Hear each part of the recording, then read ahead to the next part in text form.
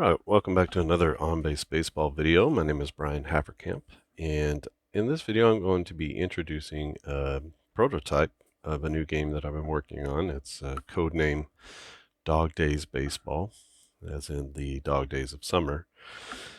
Uh, it's a little bit more of a traditional chart-based game, I guess, is how you would talk about it, but these are the main game components here. So we'll start with the cards, and basically we have these cards that have different types of, well, I should separate these out. These are the manager cards, so I should separate those out first. And we have manager cards, and so you can sort of play these different manager cards throughout the game: sacrifice hits, bunt hits, squeeze plays, infield in, steals, hit and run, etc. And we may come across those. I probably shuffled them into the deck, but we'll probably come across more of those. I have enough for 2 players, so you can play head-to-head with someone and use your manager cards to sort of just let the other person know what you're doing. We also have these count cards, so these are the different counts that you might encounter. We have a pitcher card, so sort of a pitcher advantage card, and I didn't come prepared necessarily, but we'll come across several other types of cards. There's a batter card. There is a just an out card, so then you would roll off of the outs. There is I'm considering whether to include some of the others that I come up with. I come up with out cards, batter cards, pitcher cards, walk cards, error cards. There's opportunities for errors, but I have some cards where you pull it and it's an error. But obviously that's going to guarantee probably at least one error per game. So maybe those are cards that you can mix and match and create your own little universe if you wanted to. And I might still include those, but I'm not going to play with those in this particular game. The second part are the charts. So when you pull, and then this is basically the gameplay, you pull the top card and you flip it over. And so now we have a 2-1 count. And we look on our counts chart and we find the 2-1 count. And then we're going to roll our D10, which I'm just using the on-base advanced dice roller here. I don't have 2 D10 dice, but it's just as easy enough to roll 2 actual 2 D10 dice. And then we have a 36, and so we just go down and basically we just cross-reference the roll result with the outcome. So a 36 falls under this 33 to 58. That's going to be a hit. We roll again. We have a 9, and we look to this chart here, which has our outs, our hits, our pitcher, our batter, and then our errors. On the back side of the chart has some of our manager plays. So we have if the infield is in, hit and run, steals, and then all of our bunting is here. You can see that it's graded out by hitter. These grades are done, if you're familiar with on-base and on-base if you're familiar with any of my games, you know I'm using batting runs for batters, and I'm using FIP or Sierra for pitchers. So it falls under the same thing. So a 30 plus batting runs is going to be an A batter. 10 to 30 is going to be a B. What is it? -5 to 10 is going to be a C, and then anything that's lower than -5 is going to be a D hitter. And so our hitters are graded out. I actually take the time to go through and grade out. This is their hitting, this is their speed, because each of the steals is also graded by a type of speed. How did I come to all these numbers? I downloaded a bunch of data and I separated it out into the different columns, A, B, C, and D. I came out with averages about what a player in that category should be doing. Obviously, this is going to be the largest category here. This, most major league players are falling into a C category. And if you go through and you really pay attention, you'll see um, how things get graded out. Maybe not so much with some of these plays, although you'll see it here too. You can see here that there's a lot more opportunities for fly balls and deep fly balls, and than there is for a lower level player, right? So most of theirs are going to come out of here. Same thing with steals. There's a 1 to 60 chance of just a safe call, but then you add on to that no throw, because the actual percentage is 90 something percent for an A base dealer. Now, an A base dealer is someone with the weighted stolen base of 8 or more. And at that point, you're getting into like Ricky Henderson type of territory. So, Lou Brock and, the great base dealers of all time. So, those are going to be almost automatic. But there also is opportunities for errors. There's opportunity to get picked off. I tried to think of as many as many situations, as many ways to make each of these things happen as I could. So, how many ways can you hit a ground ball? How many places can you hit a single? How many ways can you hit a double, a triple, a home run? And it doesn't show up there as much as it shows up here on the outs. So, like, how many ways can I make a line drive out? How many ways can I hit a ground ball? How many ways can I hit a fly ball? So I'm thinking about, as many possibilities as possible. And you can see some of these are just a range of like 2, right? So 57 to 58 is a ground ball to the opposite side. Excuse me, to a first base or a third baseman. And which brings up another point is um, there are some, each play will kind of play differently. So if you have a left-handed batter up and he hits a ground ball to the opposite side, that's going to be the third base. If you have a right-hander up, it's going to be a first base. So things don't play out exactly like this is just a grounder to third.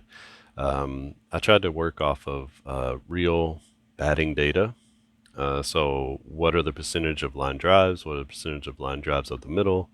Et cetera, et cetera. So you know me, I'm a little obsessed with the sabermetric data and trying to bring that to the tabletop as much as possible, even in a sort of a traditional setting like this.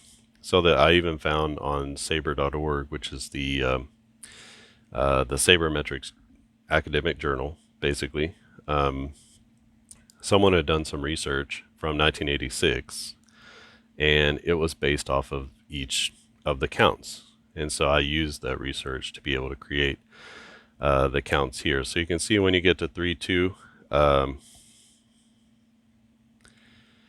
there's about a 20% chance of a strikeout. There's about a 30% chance of a walk. So it's sort of a toss up. But when you get here, there's only a 10% chance of a strikeout on a 3-1 count. So if and it's not like totally there because you obviously have to get to 3-2 and then strike out. But as you look at these counts, when it gets to 3-1, what happens in the count? What happens in the at bat? Most of the time you're going to walk. So that's going to be like a 40-something% chance of getting a walk. And you still have a 30-something% chance, almost 40% chance of getting a hit. So most of what is going to happen on a 3-1 count is going to be a walk or a hit, and there's not as many outs to be had. But when you're in an 0-2 count, all of a sudden 40%, 41% is your chance of striking out. And then you only have a 3% chance of walking. So this is just kind of what happens whenever the hitter gets down 0-2. So it's realistic in that way. I do have some foul balls in here. If it's a foul, you just roll again. But just a couple little things going throughout. There's errors, there's hit by pitch or a wild pitch. So there's an opportunity at each of the different levels to have some just have some different outcomes, I guess. And then once let's say you roll a K, that's obviously going to be a strikeout. A walk is going to be a walk. A hit, you would roll for the hit, and then you would come back over here to the hit chart. You would find the batter. So let's say it's Al Kaline. Al Kaline's a B batter. I'm going to play a demo game. And so Al Kaline is a B, and you would roll again, and it's a 13. So a 13 to a B is going to be a single, a line drive to center field. So a hit is not deciding is it going to be a hit or not. A hit says go to the hit chart and find out what kind of hit. And so I just finished this one up actually this morning, and the hits are based off of the percentage of hits. So 67%, 68% of hits for D batters are going to be singles. 20%, almost across the board, it's about 20% of hits are doubles. Almost across the board, it's 1 to 2% are going to be triples, and then home runs vary. So you can see from 79 to 100, the A batters hit home runs, but only from 90 to 100 do the D batters hit home runs. So you'll see that sort of, it feels subtle, but I think the subtlety of it is going to lead to pretty good results across the board. If you were to pull, let's see if I can find one. If you were to just pull there's an example of an out card. Okay, so let's say you pulled a batter card like this one. Then you would go to the batter chart. Now you would roll a 1, and let's say our batter is Willie Horton. So Willie Horton is a C batter, and so we have a 1. A 1 for a C batter, 1 to 19 is going to be a hit. So that's going to be a hit for Willie Horton, and then we roll again. A 28, we go to our chart here. A 28 is going to be a single line drive to the opposite field. So he laces a liner to the opposite field. I don't know what sort of battery is. I should have gone through and found out their which way they bat. That way that I would know which one. So that's a part of it too. Is knowing, are they right-handed, left-handed, switch hitter. So I didn't do that for this particular game. It's not completely necessary. You can just write it down as a single. Some people just like to know, how did it go? Should I send the runner or not? That kind of thing. So that's basically how you would play the batter. If this were a pitcher, you would do the same thing. You would roll a 94. Let's say our pitcher is an A. We have 2 A pitchers, Mickey Lolich and Wilbur Wood going in this one. So 2 A pitchers, there's a 94. 94 would be, you cross-reference the pitcher rating with the roll, and then this is the result over here. It's an out. It might be hard to see on the thing, but 57 to 98 is an out for an A pitcher. And so you would have an out. You would roll for the out, a 96. We go to the A 96 is going to be a foul out to the left fielder. So it's into foul ground down the left field line. Fielder makes the play, and that is the out. So it's basic in terms of like how do we get to the outcomes, but you're going to have a lot of different types of outcomes. We have double plays in here. We have different fly balls to deep right field and center field. And on those balls, runners can advance. Still haven't worked out a lot of the runner advancement rules. So some of that you're going to have, be able to figure out speed and stuff like that. But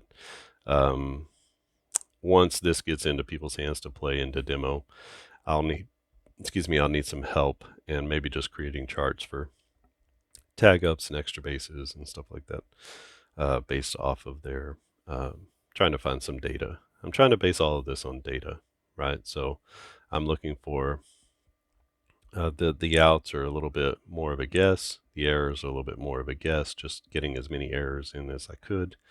If you come across either an error card or you hit an error on a count, then, or on the pitcher hitter, then you would roll.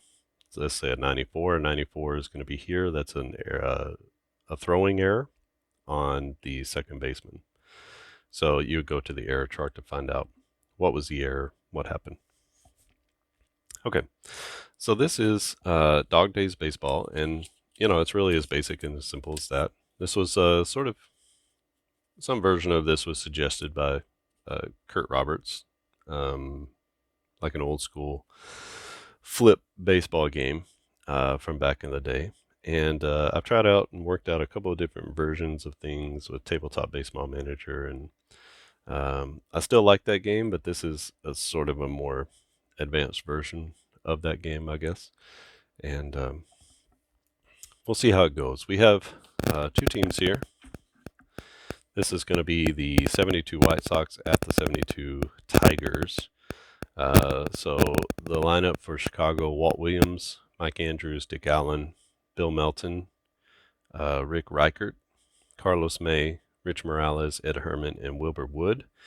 And they'll be facing off against the Tigers. So it'll be Tony Taylor, Aurelio Rodriguez, Al Kaline, Bill Freehan, Willie Horton in left, Norm Cash at first, Mickey Stanley in center, Ed Brinkman at short, and Mickey Lolich is pitching.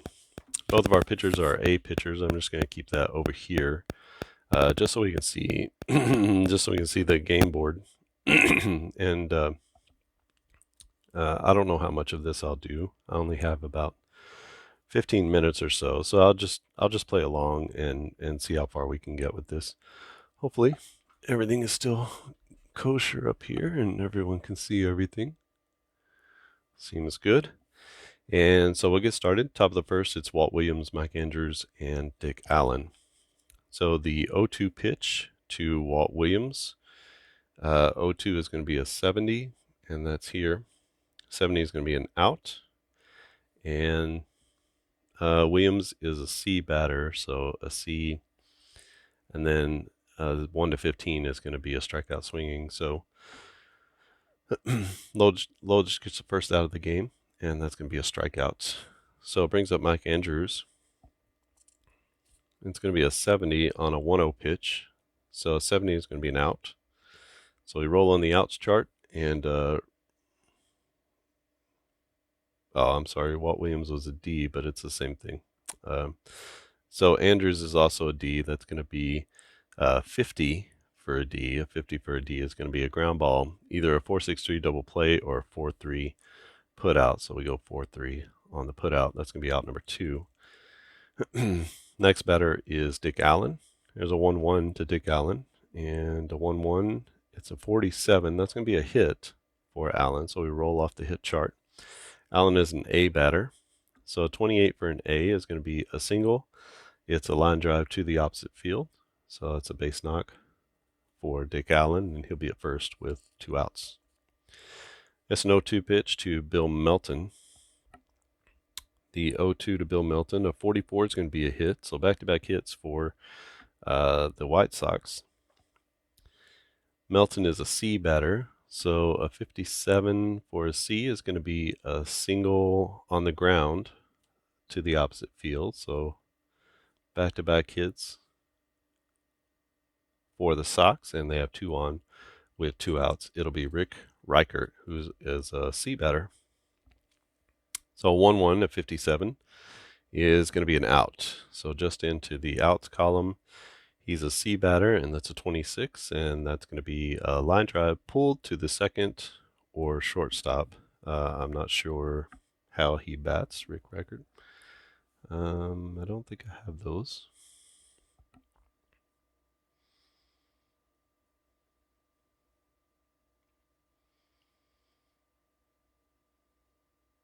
Let me just pull that up real fast. So 72 sucks. And Reichert is a right-handed batter. So it is pulled to, what did I say? 26.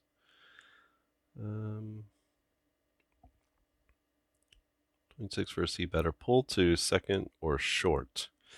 And so that's going to be a line drive to the shortstop. And that'll be out number 3. So that's the first inning gone. No runs on 2 hits, 2 left on for the White Sox. And we go to the bottom of the first. It'll be Tony Taylor, Aurelio Rodriguez, and Al Kaline to the plates. So here's the first pitch of the at bat. It's a 60. A 60 is going to be an out. Taylor is a C batter. C to an 84 to a C is going to be a fly ball to the opposite field deep. Deep the other way. And I'm guessing he's right-handed, but I don't really know. So let's check it out. And Tony Taylor is a right-handed batter, so that's deep to right field, but it's playable. So it's going to be F9 on the putout as the right fielder makes it the play on the track.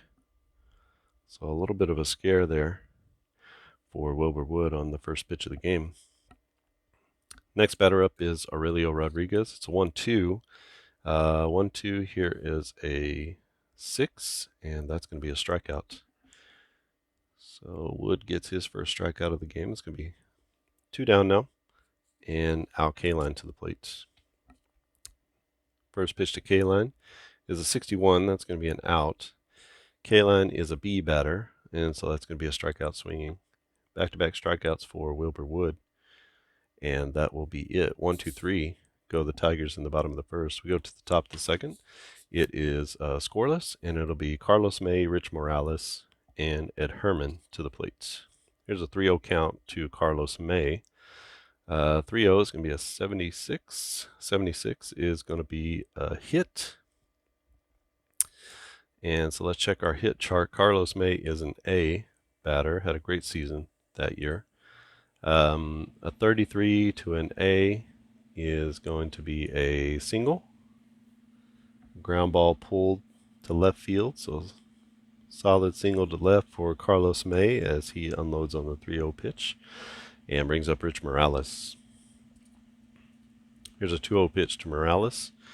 Morales is a D batter, so a 2-0, a 28 is going to be a walk. So 2 on now.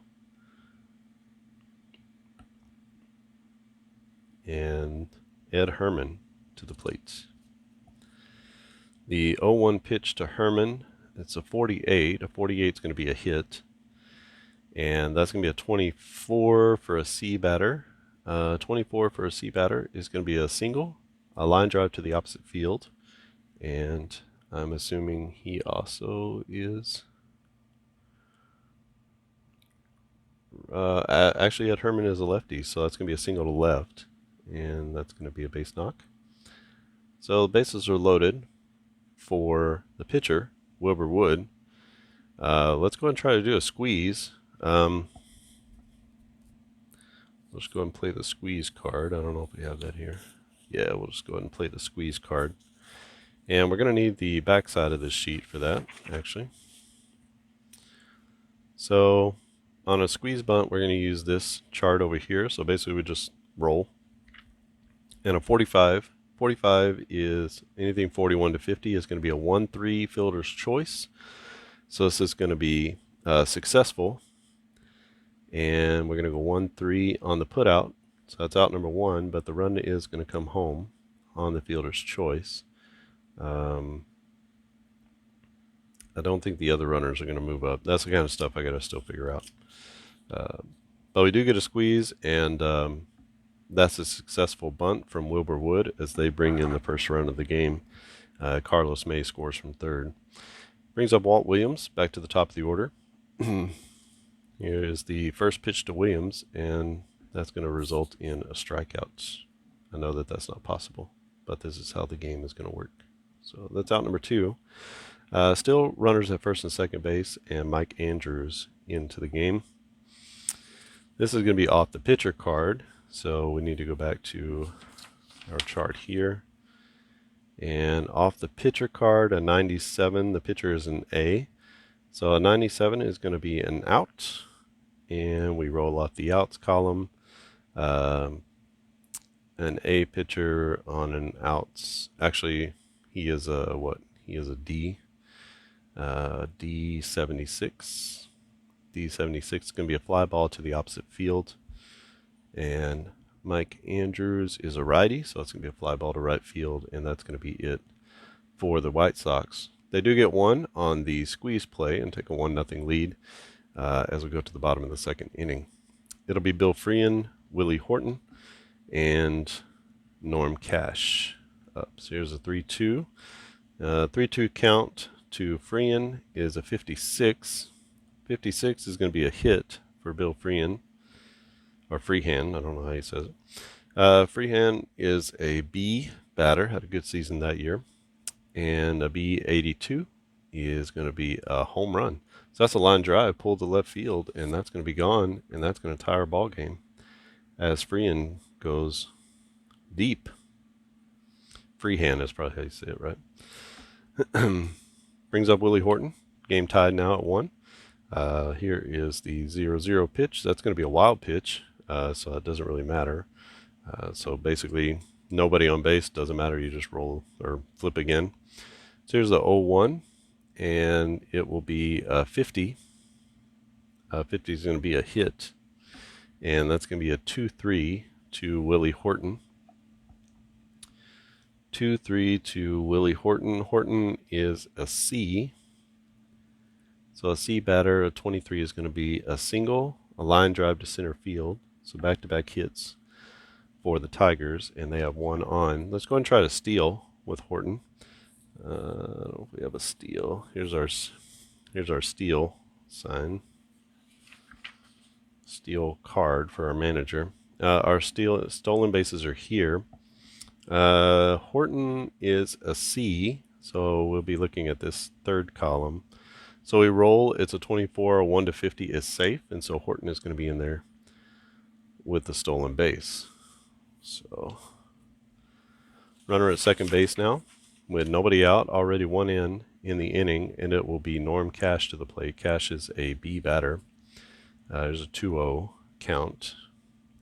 47 is going to be a hit for Norm Cash, and a hit to a B batter, B78. So that's going to be a ground rule double to the opposite field as he goes up and over the wall. That's going to score the runner from second, and the Tigers take a 2-1 lead. So Norm Cash at second base, still nobody out in the inning. We're going to get an out card here, so that's going to be an automatic out, so you don't have to check any of this. It's just going to be a 66 to a C batter, which is going to be a fly ball to center field. So we'll go F8 on the putout. That's out number 1. Runner doesn't advance. You could try to advance the runner if you wanted to. He is a D speed, and I don't have any charts for that yet, so I suppose you could use the steals chart. I don't know. Here's a 1-1 pitch. It's a 17. 17 is going to be a K. So 2 outs now in the inning, and that brings up the pitcher, Mickey Lolich. A 2-1 pitch. It's a 58. 58 is going to be a hit from Lolich from the pitcher. And 15 to a D. 15 to a D is going to be a ground ball hit right up through the box, and that's going to be a single. That pushes the runner to third. Again, I don't have any way to advance them yet, but I will work that into the game. So runners at first and third, and Tony Taylor to the plate. First pitch to Taylor, it's a 14, and that's going to be a strikeout. So Wood gets out of that. He does give up 2 runs, and the Tigers take a 2-1 lead in the second inning. I got about 5 minutes left here, so I'll do one more inning, and it'll be the White Sox coming up to bat. It's Dick Allen, Bill Melton, and Rick Reichart. So first pitch to Dick Allen is a 91. 91 is going to be an out. For an A batter, it's a 39. 39 will be missing here. So let's say 38 to 40. We'll say that. So 39 is going to be a ground ball to the third baseman. And so we'll go 5-3 on the putout for out number 1. Bill Melton up next. We're going to get a pitcher card. And so we roll off of the pitcher chart. 52, our pitcher is an A, and so 52 is going to be a walk. So not everything is good and roses off the pitcher card or the batter card, but it does lean toward to the advantage of the pitcher or to the advantage of the hitter on these cards. Again, these are based off of separating these pitchers and batters out. What are their percentages of hits, home runs, Ks, etc. per plate appearance, right? So that's going to be, so for pitchers, you can see that the D pitchers have a 25% chance of some sort of hit, a hit or a home run. For an A pitcher, that goes down to a 20% chance. So you can see that those are sort of graded out. It's really the K percentages, 20 to 48 as opposed to 25 to 43. So you can see the K percentages are different, and the walk percentages are going to be lower on this side as opposed to this side. And for batters, you can see that there is a 25% chance for a hit here, based off of all plate appearances, not based off of their average per se, but all plate appearances. And so this is going to be a little less opportunity for, there are going to be more strikeouts as you get down to a D batter. Fewer opportunities for outs, so 53 to 95 is an out for a D batter, 59 to 95 is an out for an A batter. You're going to see a big difference in home runs. You're going to see a big difference in walks, number of walks, and opportunities for walks. So I think, it's subtle, but baseball itself is subtle, really. We got a runner at first base, and it's Rick Reichert. That's to the pitcher. The pitcher is an A. Oh, I don't think we flipped this, huh? I don't know. I lost my place. So a 0-0 pitch to Rick Reichert. He is a C batter. It's a 58. 58 is going to be an out. So C91, and that's going to be a pop out to the shortstop. So we go P6 on the put out. Runner stays at first. The runner at first is Bill Melton. Melton not with good speed, so we're not going to try to steal with him, but Carlos made to the plate. The 0-1 count, and it's a 99. 99 is going to be a hit by pitch, so he gets plunked by Mickey Lolich coming inside a little too far, and that puts the runner at second base. Next batter up is Morales. We're going off the pitcher chart. So A29 is going to be a K, and Lolich comes back with a strikeout to end the inning. And let's finish up this third inning.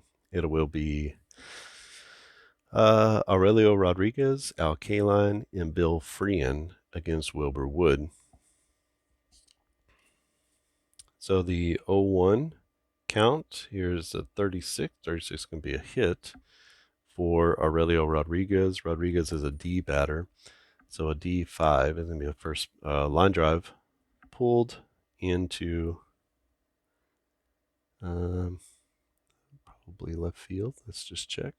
Aurelio Rodriguez, he's a righty. So that's going to be pulled to left. And he's on at first. Let's go ahead and try to steal with him. He's in that second hole for a reason, probably to bunt and to steal. So we're going to do that. And he is a C speed. So not a great number. And a C 77. That's going to be out. So 51 to 90, he's going to be out. And so he gets caught stealing. And that'll be out number 1. So nobody on. And 1 out now for Al Kaline. Never a good idea to steal in front of a Hall of Fame batter. But 1-2. Probably should have done a hit and run. 1-2 is here. And that's an 18. That's going to be a strikeout. So he gets down in the count, strikes out. And that's out number 2. That's 2 Ks on the day for Al Kaline. It's a 2-2 count to Bill Freehan. And a 2-2 is going to be an 18, which is a walk. So he's got a walk and a home run today. Been on base twice. And 2 outs and a runner on for Willie Horton. Here's a 3-2 count. A 90 is going to be an out. And Horton is a C batter. So let's look at our out chart here. C94. 94 is going to be a pop out to the third baseman. So P5 on the put out, and that's going to be the end of the third. So each team scoreless in the third, and just have the this is just how I've been doing it. So I have the batting here, and then I have the stealing ability here, and then just marking each pitcher and what they're capable of doing. I'm using a score sheet from Baseball Sim Research, which I really like those scorecards. But this is the game, and hopefully you get a good flavor. Here is some of the others I'm talking about. So this is the other batter. There is a walk card in here. These are the manager cards. There is an error card. There's a hit card. Some of these, I'm not playing them, so I would normally take these out. I was finding that with these in, I was really getting some pretty lopsided scores, getting a lot of crazy errors. But I do have these cards, and you can simply add them in if you wanted to. But there's the pitcher card, the batter card, and then each of the different counts. And then I do keep the out cards in there. Those are sort of just automatic outs, which help to bring down the tone of the batting just enough to make it realistic. And several batter cards. I like the batter and pitcher cards because they're sort of a toss-up. They do lean a little bit more in a particular direction, but they're a little bit of a toss-up. Most of the count cards are going to be 0, 0, 1, 0, 0, 1.